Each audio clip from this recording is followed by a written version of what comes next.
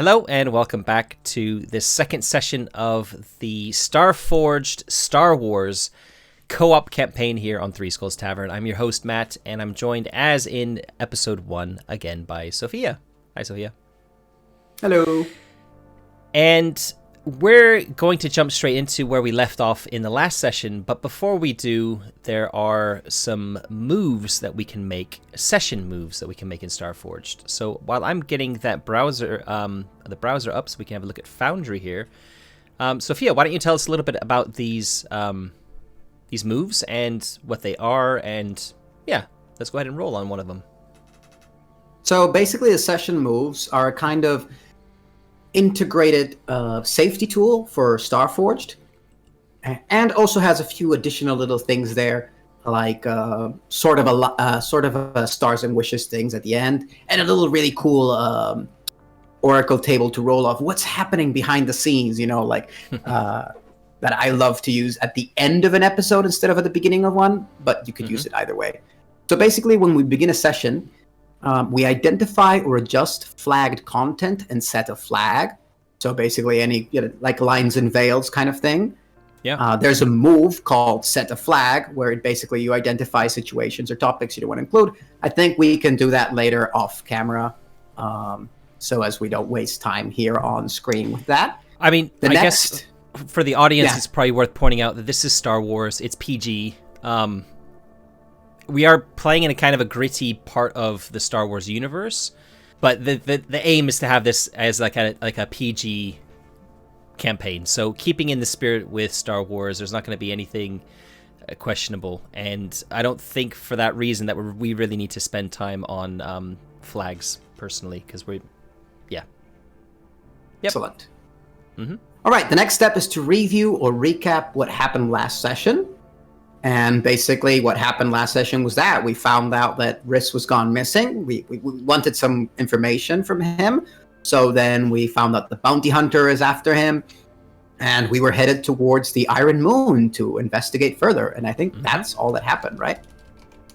That's all that happened. We basically spent the session doing setting up the campaign and setting up our characters. So that was the inciting incident for the campaign, and yeah.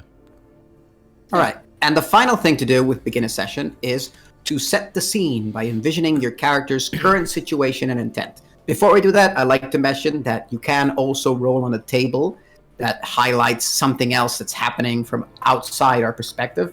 But like I said, I think since this is the first episode, it might not make sense to roll on that. Yeah, maybe at the end, or maybe at the start of next episode, whichever we prefer. I think that sounds good. Okay, so we'll start with begin a session. And yeah, I think from my perspective, I like to think that we are walking into the Black Moon Casino, the two of us. And I'm kind of wondering how you are dressed, because I mean, I know you've said you had this like stained tank top. Are you kind of paranoid about being recognized?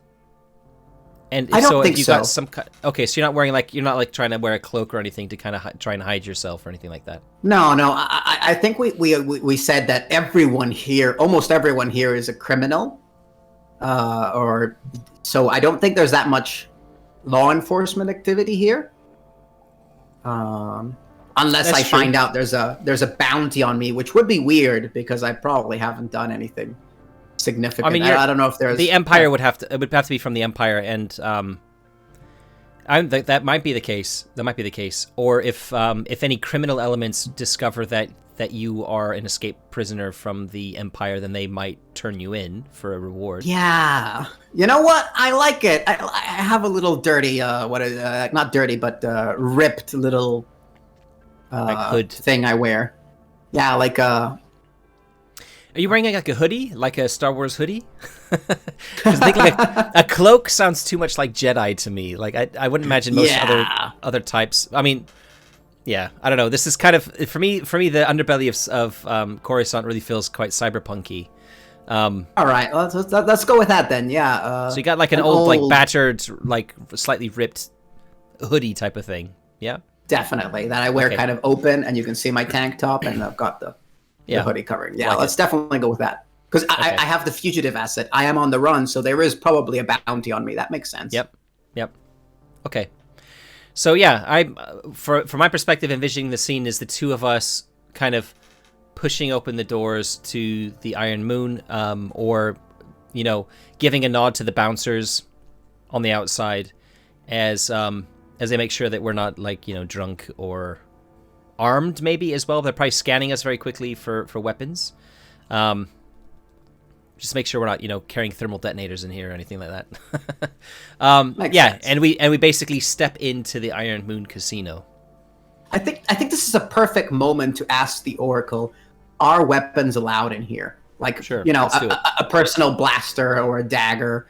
I imagine Altera has a small personal blaster. I imagine she's scavenged and or found one or sold one. I'm gonna say that she definitely has a blaster. So what are the odds of them allowing weapons in here? Let's phrase it slightly differently. What are the odds of there being no weapons allowed whatsoever? And I think the odds are probably quite low. All right, so that let's go would be with the case. Small chance. Mm-hmm. So a 10% chance of no weapons allowed. Yeah. All right, so the answer is a no. It's Okay. we can walk in with our weapons as long as we're not carrying, And I think large amounts of explosives. Yeah, I think the implication there is maybe something like anything bigger than a pistol, like a blaster pistol, would be like they wouldn't let you walk in with a blaster rifle or a bowcaster or anything like that, or a lightsaber probably, or if it's small arms, they're okay with it because everyone's packing. Yeah, exactly. That's what I was thinking. Okay, cool. And I imagine it like like an explosion of senses. It's got those big like club doors. When then you open it and we're pushed inside, and suddenly there's the music, there's the lights, there's the sounds of machines running, and there's maybe there's like smoke as well, since it's kind of like an illegal casino all around, like at the roof, and this. That's how I imagine it. What if the place where all the play happens, all the gambling happens, is like in a pit? So you kind of walk in, and then you're standing at the top of a stairwell that goes down a dozen steps or something into the pit. So you can kind of look out over the top of everything that's going on, so you can very easily find where you want to go, where there's a free table, where there's a free slot machine equivalent, whatever. And it also means that the security can also. I like to think of it, maybe it's called the Iron Moon. So maybe it's like rounded, and it's got a high ceiling, and they've painted like a crescent moon on the ceiling, and that is just collecting. And it's a high ceiling because it collects a lot of the smoke. There's some ventilators built into the ceiling, but they're old, and they don't maintain them very well. So it's not super efficient at kind of clearing the smoke that everyone's creating. And so we've got this big round pit of just noise and people and aliens just mingling and shouting and throwing dice and whooping in excitement and getting really angry sometimes. And all around the edge, there's like a what would you call it? Like a raised platform that goes all around the edge of it, where the security kind of patrols.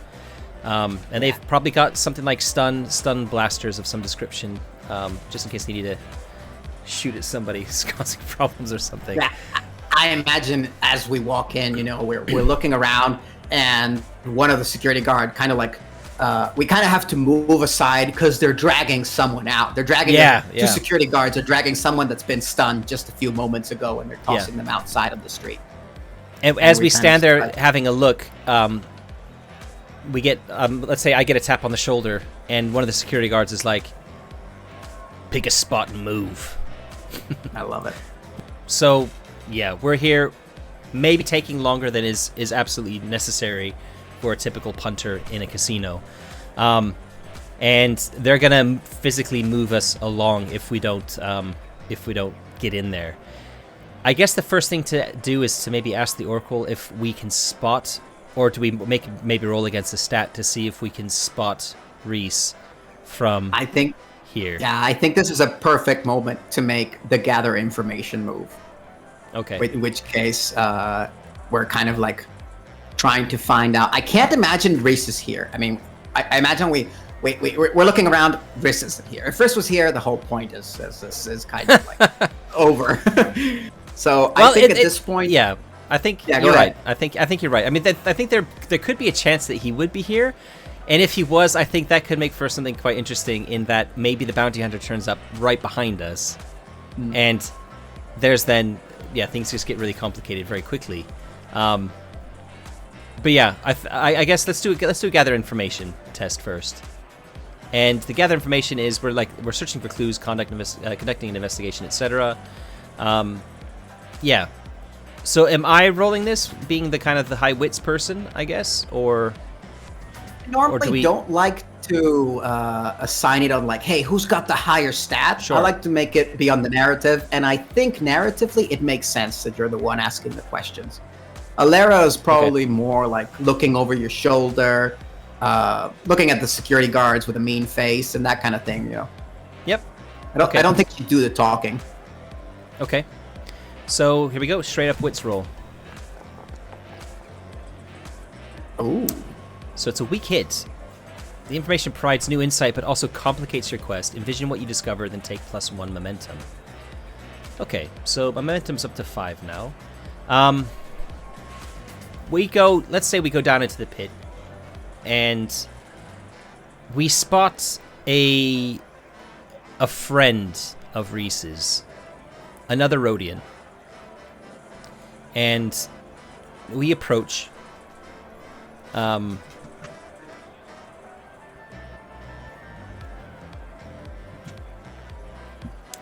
Yeah, can you make a roll on the Rhodian name table, please? Right away.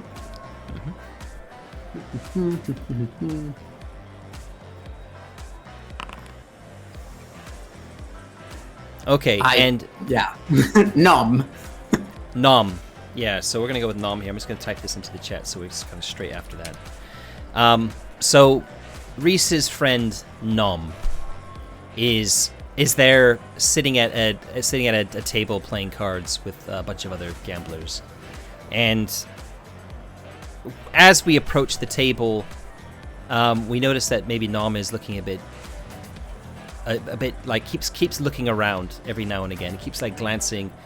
And when Nom sees us heading for, are we saying like, is Nom also like pronoun wise he him or? Was she her? Okay. So Nom sees us approaching her, and we make eye contact. So it's clear, like, oh yeah, we're coming to talk to you, or we're coming for you. And she bolts. I love it. So there's some new insight, which is, Nom clearly knows that there's something going on, and the complication is that she's running away from us, so we've got to kind of chase after her. Yeah. All right. I love that. All right. So there are a few things we can do here.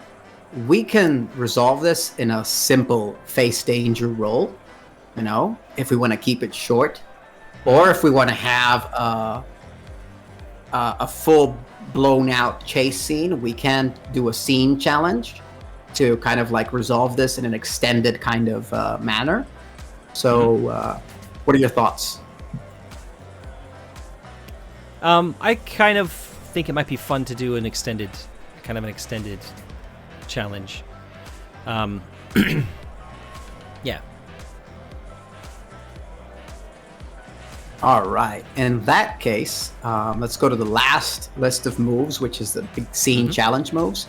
And we go to begin the scene. When you face an extended or complex challenge, name your objective and choose a rank as appropriate to the situation. All right. So let's create a new progress track. And we'll call it Catch. Can we do that on the character sheets? Yeah, we can do it on the character sheet.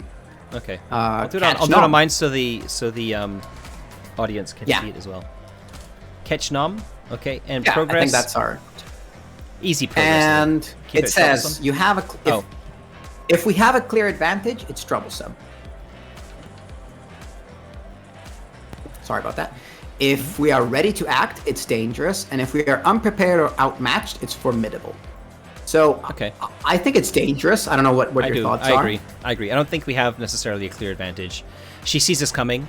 Yeah. But we're ready to act. Like, she's sitting down, we're standing up, but it's crowded in here, so it's not like we're not going to be able to get to her in time before she stands up and starts to bolt. But yeah, I think dangerous is good. Yep. All right. And then you add a 4-segment tension clock, which is basically got it. Similar to the other quest. Mm-hmm. All right. Yep. So now we have to use the 2 moves down here, face danger and secure an advantage, to basically try to solve the scene challenge. So what do we do? I imagine the first thing we do is run after her through this crowd. I think the first thing is once we see her push herself to her feet and start running from us, security is instantly like, what's going on? There's trouble. And we're going to start chasing after her. And that's going to kind of put us at odds with security, because we're the ones chasing a punter, or a customer of this casino. They're not going to be happy about that. So I think there's going to be an element of facing danger in that respect. As maybe they're not, because we're kind of moving quickly and we're kind of pushing people out of the way. They're not going to shoot at us from the sides because they don't want to hit too many other people. They haven't got a clear shot, whatever. So there's maybe a couple of bouncers down in the pit, and one of them moves to intercept us. All right. So I've got an idea just to start off. I think Alera is going to. I imagine Nom stands up. She looks at us and immediately stands up to bolt, and we both like look at each other and react. And Alera says, "Go!" to you. And I'm gonna grab one of these slot machines and toss it aside to kind of like smash on the floor and kind of make make it harder for the bouncers to chase after us. And I think that's a secure an advantage that I'm gonna give to you. That would be like an aid an ally. I'm gonna help you do that. So I'm gonna you're roll rolling with secure an advantage. Yeah. I'm rolling secure an advantage with iron. Yeah. Because I wanna knock that down. And let's see how that goes. Not well. Miss with a match for those listening just by audio. Yeah. Wait, yeah, I can fix this. I can fix this. Uh-huh. You gonna spend some I have momentum? No, I have no momentum. But I have my fugitive asset, which says I can improve a result to a strong hit. Okay. And when I do that, I fill a bar. So I'm going to do that because this makes perfect narrative sense. I am drawing a lot of attention to myself. Everyone in this place is now looking at the woman whose hoodie probably fell out as she was knocking this machine down. So I'm going to fill 1 clock in my fugitive asset, and I'm going to turn this into a strong hit with a match. Okay. All right. So basically, it says here, on a strong hit, take both. On a strong hit, take both, and mark progress. Take both what? Take +2 momentum and add +1 to your next move. Oh, yep. And we mark a single. Yeah. Yeah. This would be actually a mechanical question to interest, because my fugitive asset turns a move. I improve the result to a strong hit. I don't improve it to a strong hit with a match. So I don't think it would be with a match. I'm not changing the results or anything. So let's just leave it as a strong hit.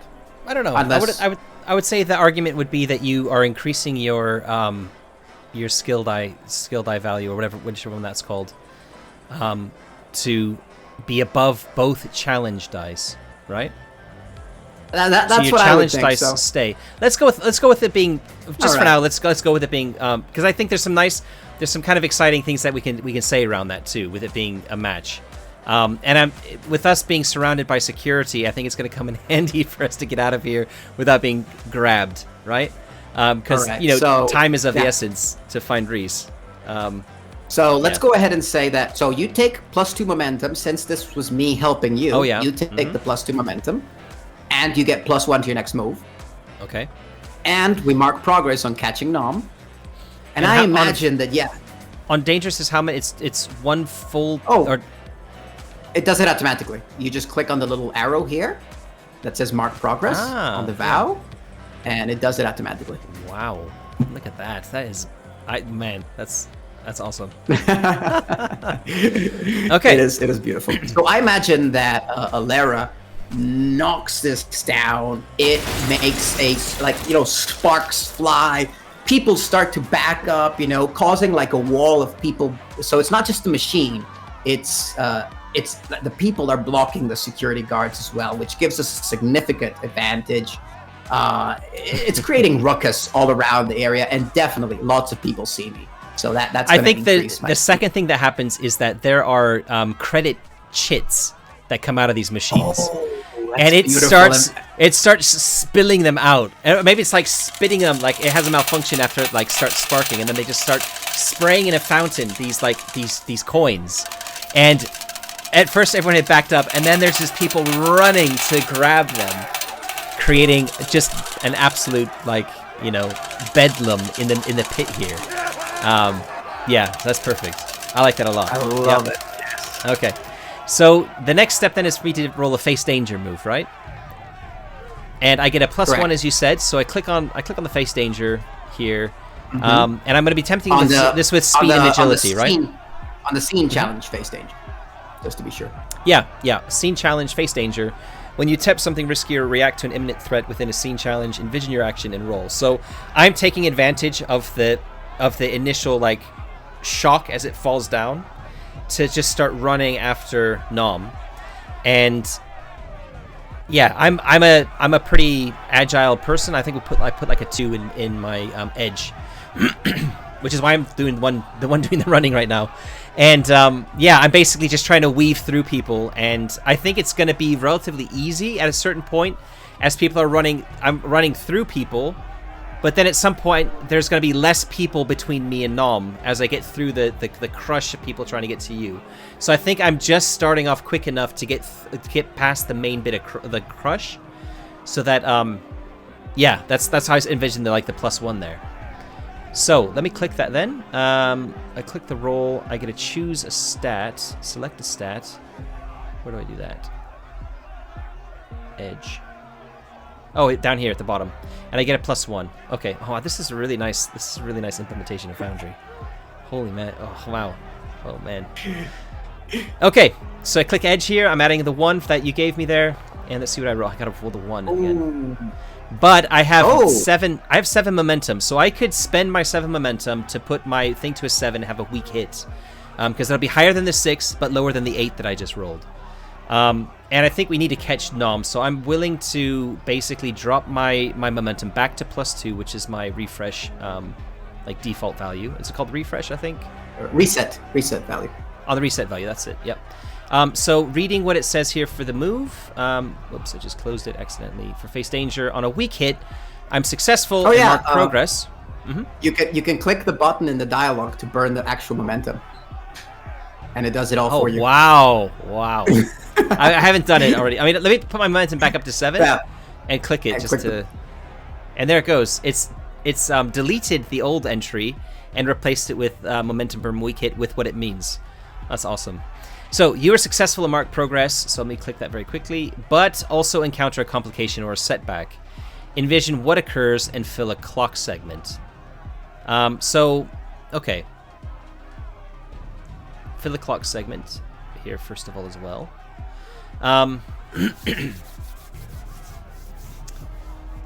I put a hand on Nom's shoulder. I managed to catch up to her fairly quickly, because she also gets startled and stops running for a second when you make the diversion, and turns to see what the problem is. And I'm just running as fast as I can for her. And I managed to just grab her by the shoulder when we have this complication or setback. Any ideas for this? I mean, I'm thinking of things. The things I'm thinking of are quite extreme. We both get hit with a stun bolt, a stun blast from one of the guards because there's less people around us. Well, let's roll. Might be too extreme. That seems more like a miss with a match, right? Yeah. just roll on some oracles.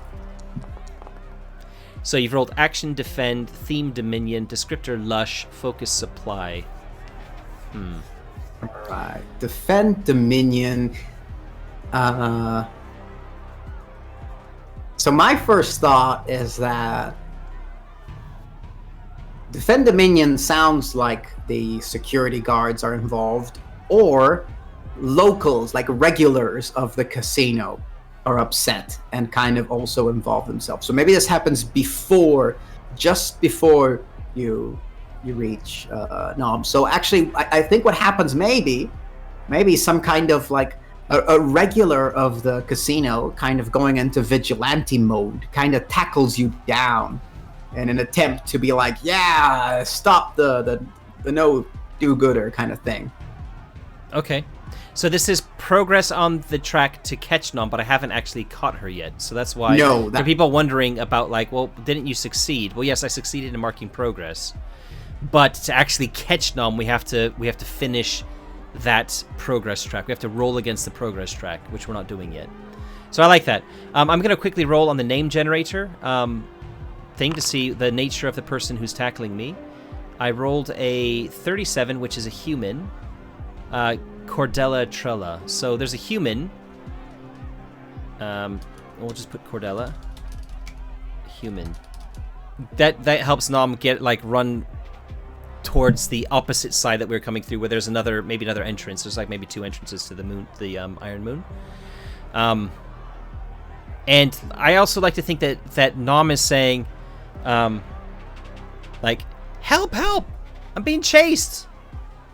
Like, trying to get the bouncers and the guards to, not impede her, but to try and stop us. So yeah, that works. I've been tackled. As the guards are starting to get control from the sides, and there's still enough people running towards, like, there's just still a lot of confusion going on, that the guards don't really have a clear shot to take with the stun guns. But they also see what's happening with Nom, so maybe they're maybe closing in on that back entrance to maybe try and block us from running out. Yeah, definitely. All right, I'm think not sure how we're gonna get out of this. I think this chase could definitely lead us into the streets, which would be beneficial to us. Yeah, yeah. But let's see what happens. Do we want to ask the Oracle if I think there's a couple of things. I think one is, does Nom get? Do the guards or do the bouncers let Nom past, or do they think, oh, you're part of this trouble? Because she's obviously trying to, in a way, like, trick them to think like she's innocent, because she kind of is, but still, they might want. I can think most bouncers would be like, no, you're causing problems here, so we're gonna grab you. I'd say it's 50-50. Yeah. Yeah. Let me roll this one. So this is on the core oracles, right? No. Yeah. No, it's under the moves oracles. Oh, moves. Okay. So the question is, do they let her through? Yeah. Do they let Nom past without, like, trying to stop her? 50-50. Let's roll. They do not. They do not. Okay. So they're gonna try to stop her as well near the entrance. All right. All right. Mm-hmm. That's gonna make things interesting. So let me go ahead and try to. Let's put it this way. There's one bouncer at the back door, and as she gets up, like, help, they're chasing me. He's like, he puts a hand up, and he's like, no, you wait right there. We're gonna have a talk with all of you. But it's only one bouncer, so this bouncer has just managed to stop Nom, but hasn't, like, stunned her or anything else. He's basically just like, stop right there. And this one, because he's on the door, doesn't have a stun gun. It's the ones along the sides that have the guns. And these guys are just like big, burly, either humans or aliens or whatever. They're just burly people that rely on physical, like, intimidation to keep people in line. All right. Okay. So what's our next move then? Are we gonna do another face danger roll? I'm gonna do a face danger to get this person off of you that's tackling you, so that we can head in the direction of Nom and this bodyguard, and then we deal with this bodyguard and get Nom out the back door, ideally. So let's go ahead and see that. It's gonna be a face danger with Iron, and hopefully it's not gonna be another miss with a match. That is a weak hit. You're successful in mark progress, but also encounter a complication or setback. Envision what occurs and fail a clock segment. So I have a perfect idea of what occurs. So let's go ahead and mark a clock segment and mark progress, if you want to do that. Yep. So we're at 2 on the clock, and we've got 6 progress ticked. All right. So I imagine that Alara grabs this person. I mean, the two of you are on the floor. Alara grabs this person and just tosses her aside, grabs you by the hand, pulls you up, and I'm like, let's go. And I get hit by one of these stun guns, like in the shoulder. Like it's not very strong, maybe because of the distance or Star Wars physics or whatever, but it does kind of like hurt. So I'm gonna take one health loss. Okay. And I imagine at this point, yeah, go ahead. I was gonna say, in Star Wars, it often, like when people are stunned and like fall to the floor unconscious, it's usually like you got those blue rings that come out of the gun, out of the blaster, right? And they're usually hitting the person square on. So we can kind of just maybe, I mean, this is probably, I'm sure someone's probably gonna pick us up on this, but for our own headcanon, we can say if it's not a hit that's square on, then it's just like, and that's what's happened. It's just like the edge of this like circle ray clipped your shoulder or something as you're kind of moving, because it didn't hit you square on. You're not getting the full effects of it. Cool. And is it with stunning? Would you say it's health rather than spirit? Because I know this is all abstracted anyway. I think spirit is more related to emotional well-being rather than the stamina. So I think stamina and it would all fall under health. Sure. So yeah, we're under fire right now. I think that's the complication that has arisen. We are now being shot at as we run our way towards the security guard. And I think now is when we arrive there. The security guard is holding one hand up and is saying, stop right there. What's going on? Who are you? Trying to get this. And I think there's 2 ways out of this. Yeah. One easier than the other. Yep. One is you obviously, con your way out of this, which I see very unlikely. And the other is I shoot this guard in the knee and we bolt. Yeah, let's make some enemies. We've already started, so you may as well just keep going, right? Like they're already gonna be after us for damaging property, and you may as well just add a little bit more to the ante. All right. So I'm getting ready to think. I'm getting my brain, racking my brain, what's a good con I can use here, as we're kind of running up, and then you just whip your blaster out before I have a chance to open my mouth. Or maybe I'm just putting my finger up, hold on a sec, and that's when your blaster goes off. I imagine Alara knows what you're about to do, and she just says, "We don't have time for this," and she pulls out the blaster and shoots him in the knee. And since this is close quarters combat, I think this would be iron as well, since iron is for when you're very close up to someone. Okay. And this move is a combat move, right? Which is, since we're in a scene challenge, this would continue to be a face danger. This wouldn't. This would be if we were in an out. We could turn this into a combat if things go south, but we can just resolve this with a face danger. Yep. So I'm gonna go roll ahead with iron, and hopefully things will go well.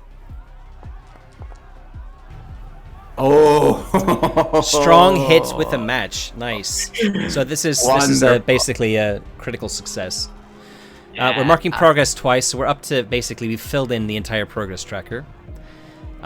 So we'll resolve this very quickly, and then we'll basically roll against the progress tracker.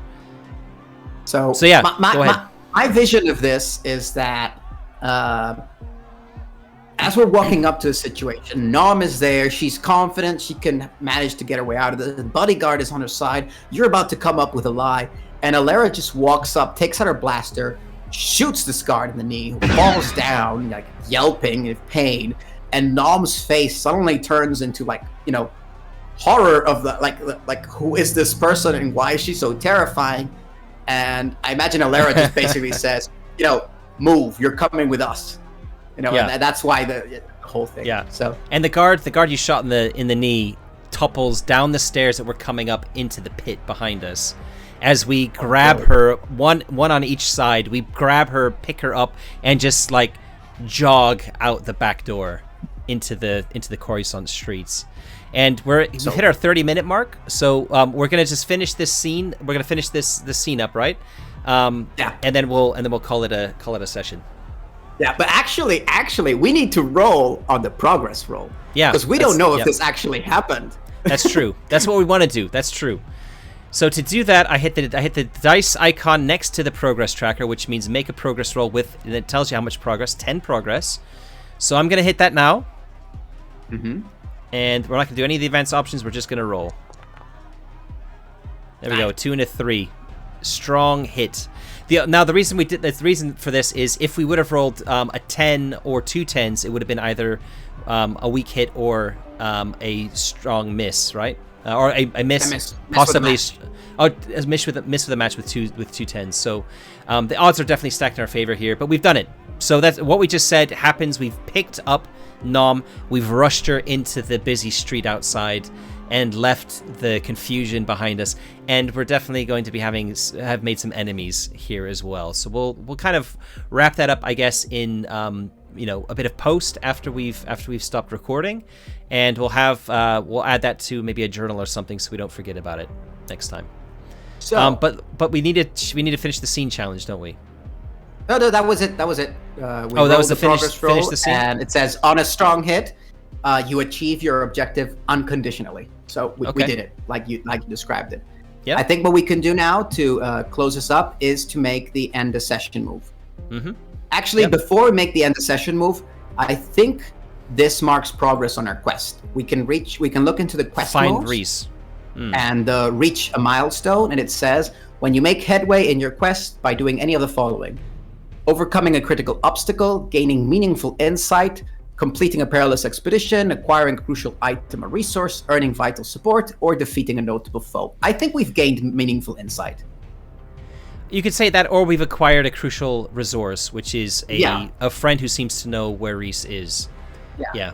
We've gained a vital clue. Okay. So I'll mark progress against that.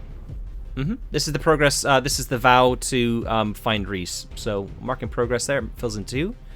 3 because it's troublesome. Oh, 3, of course. Yeah, and it did automatically fill in 3, of course.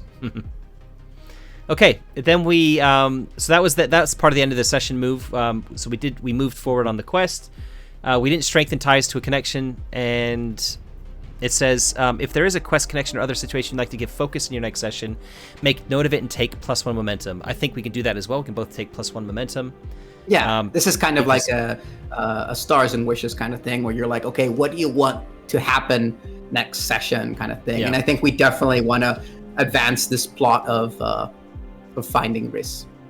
Definitely. And the other thing we can do here, which is what I had said earlier, is we can roll on the beginner session now if we want to end with like a post-credits scene, like kind of like the series has. Yeah. And we see that something happening off camera, and it would be perfect if, like, I don't know, some NPC, like, the chaos of the casino is taking place, and you see the footsteps of an NPC or something like that. So let's go ahead and roll on that table. Which table are you rolling on? The beginner session table. Okay. Beginner session. Mm-hmm. Important character is put in danger or suffers a misadventure. Oh, wow. I mean, the important character, it must be Reese, right? You know what I imagine?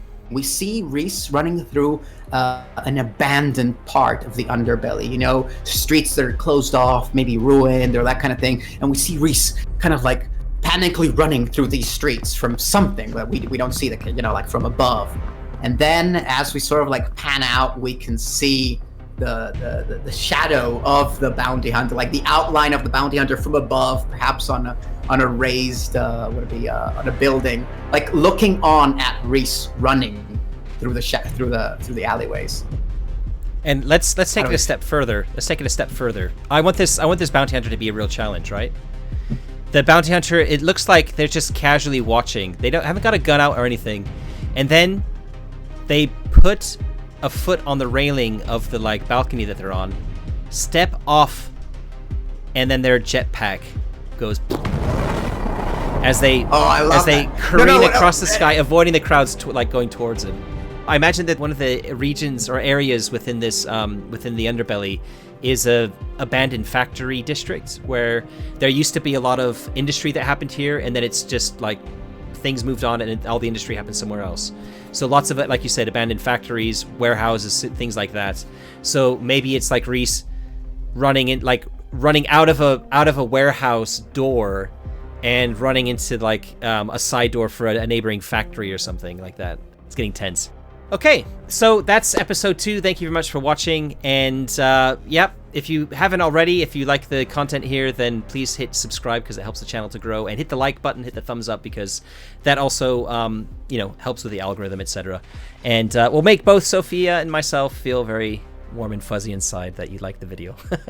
Drop a comment if you have any suggestions on where we might want to go next, but it might be by the time that this goes live that we might even have finished the entire first campaign arc, but we still would like to read the ideas that people have in terms of possibilities for where things can move, and even if we don't end up going with them in the end, it's still fun to read through them. So thanks very much, and we'll catch you next time.